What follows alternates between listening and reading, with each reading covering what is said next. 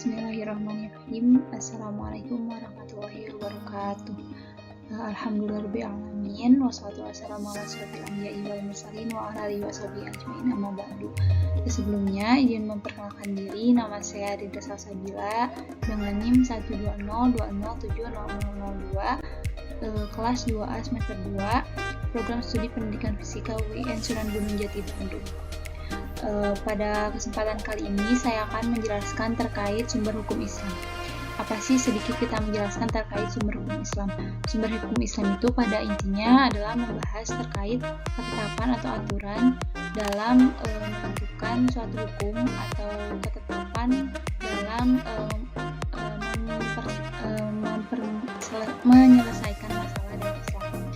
Nah, dalam pembahasan kali ini saya akan membahas 3 poin penting pada sumber hukum Islam ini. Yang pertama terkait pengertian sumber hukum Islam, kemudian sumber-sumber hukum Islam, dan yang terakhir adalah al-ahkam al-khomsah. Selanjutnya adalah sumber hukum Islam. Apa itu sumber hukum Islam? Sumber hukum Islam ialah segala sesuatu yang dijadikan pedoman atau yang menjadi dasar sumber syariat Islam, yaitu Al-Quran dan hadis Nabi Muhammad, atau disebut juga dengan sunnah Rasulullah SAW. Dalam sumber hukum itu ada beberapa macam. Nah, yang pertama ada sumber hukum Islam dalam primer, yaitu ada Al-Quran dan Al-Hadis. Nah, Al-Quran ini adalah kedudukan pertama dalam sesuatu yang pedoman pertama gitu dalam menentukan segala hal.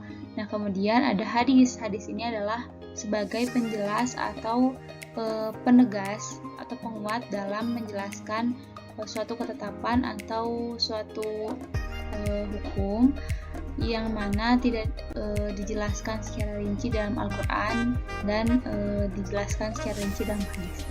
Kemudian ada sumber hukum sekunder. Nah, sumber hukum sekunder ini ada 6.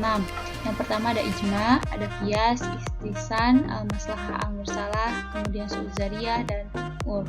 Nah, ijma ini adalah ijma dianggap ada ketetapan yang kedudukannya setelah Al-Quran dan Hadis. Nah, ijma adalah suatu ketetapan atau metode dalam menentukan suatu permasalahan yang muncul yang tidak dijelaskan dalam Al-Quran atau yang tidak dapat dalam Al-Quran, kemudian ditetapkan dalam ijma. Nah, sumber hukum Islam ini muncul di era globalisasi atau di era modern ini. Kemudian ada qiyas. Qiyas ini adalah pemindahan hukum dari satu hukum ke yang lainnya yang bersifat logis. Nah, yang memang kekuatannya bisa dipertanggungjawabkan. Kemudian ada yang namanya istihsan. Nah, istihsan ini adalah dibawa dari qiyas, yang artinya adalah istihsan adalah perpindahan dari satu qiyas ke qiyas yang lainnya yang diacu dalam kuat atau lemahnya suatu qiyas tersebut. Kemudian ada al-maslahah al-mursalah. Nah, al-maslahah al-mursalah ini berarti dari kata manfaat ya, sama saja. Nah, berarti al-maslahah al-mursalah ini adalah suatu yang perlu dilakukan demi kesejahteraan atau kemaslahatan umat. Contohnya pada Al-Quran. Al-Quran itu diperintahkan untuk dibukukan karena agar tidak hilang dan tidak hilang hukum-hukumnya, atau bisa tidak hilang hadis-hadis atau isi ayat-ayat Al-Quran itu tidak hilang gitu. Makanya dibukukan. Kemudian dengan hadis juga sama, yang awalnya hanya dengan lembaran, kemudian sekarang itu dibukukan agar tidak hilang dan bisa menjadi referensi. Kemudian ada yang namanya su'zariyah. Su'zariyah ini adalah perbuatan yang dilarang karena menuju kemudharatan. Artinya sudah dalam arti batas tidak wajar. Nah, kemudian ada urf. Urf ini adalah adat atau kebiasaan yang bisa dilaksanakan dan ditinggalkan. Nah, urf ini contohnya pada kebiasaan jual beli yang harus ada dalam ijab qabul, kemudian ada perpindahan kebiasaan dari sebelumnya demi perkembangan zaman, ini ditetapkan dalam sumber hukum yaitu urf. Kemudian yang terakhir ada al-ahkam atau al-khamsah. Al-ahkam al-khamsah ini adalah 5 ketetapan yang terdiri dari wajib, haram, sunnah, makruh, jaiz atau mubah. Nah, wajib adalah sesuatu yang diperintahkan oleh Allah SWT kepada manusia untuk dikerjakan. Nah, kemudian jika dia mengerjakannya mendapatkan pahala, kemudian ketika dia meninggalkannya dia akan mendapatkan dosa. Nah, yang kedua adalah haram. Haram adalah kebalikan dari wajib. Ketika haram ini adalah ketika dia ketika dia meninggalkan mendapatkan pahala, tetapi ketika dia melakukannya akan berbuat dosa, akan mendapatkan dosa. Nah, kemudian ada sunnah. Sunnah itu perbuatan yang dianjurkan oleh Allah atau Rasul kepada manusia.